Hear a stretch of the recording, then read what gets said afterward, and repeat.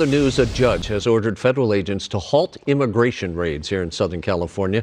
2 temporary restraining orders were granted Friday in response to a lawsuit filed by the ACLU. This as Homeland Security officials reveal new details about Thursday's raid in Ventura County. KTLA's Lindsay Pena joins us live from Hollywood with more. Hi, Lindsay. Hi, Karine and Rick. Yeah, since the judge issued that decision yesterday, we have not heard of any reports of major ICE activity in LA or the surrounding cities this weekend yet. Meanwhile, we are getting more information from the government about the people picked up during a massive raid in Camarillo on Thursday.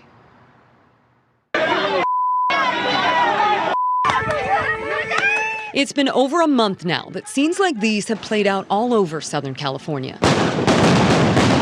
ICE detaining and taking people from places like car washes, Home Depots, and farms, sparking protests and ultimately legal action.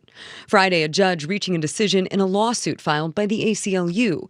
2 temporary restraining orders were granted, one ensuring detainees have access to legal counsel, the other barring ICE and Border Patrol agents from stopping people based solely on their race, ethnicity, language, or location. They have to have some other information that provides them reasonable suspicion that they're in the country unlawfully. They cannot conduct these mass sweeping raids in the hopes that they will pick people up. The judge saying, quote, what the federal government would have this court believe in the face of a mountain of evidence presented in this case is that none of this is actually happening. The Trump administration quickly responding that they would challenge the ruling.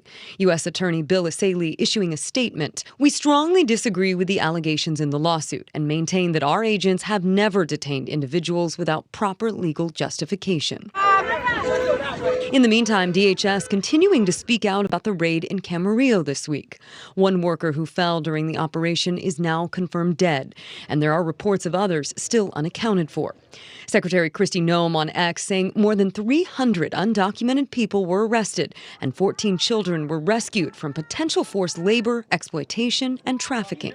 We went there because we knew specifically from casework we had built for weeks and weeks and weeks that there was children there that could be trafficked, being exploited, that there was individuals there involved in criminal activity. The CBP commissioner releasing this picture of a man he says was arrested during the raid that had, quote, been sentenced to 7 years for kidnapping and attempted rape with a prior conviction for attempted child molestation.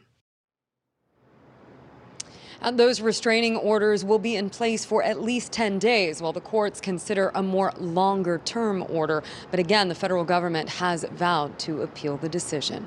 We're live in Hollywood. Lindsay Pena, KTLA 5 News. Back to you in the studio. Thank you so much.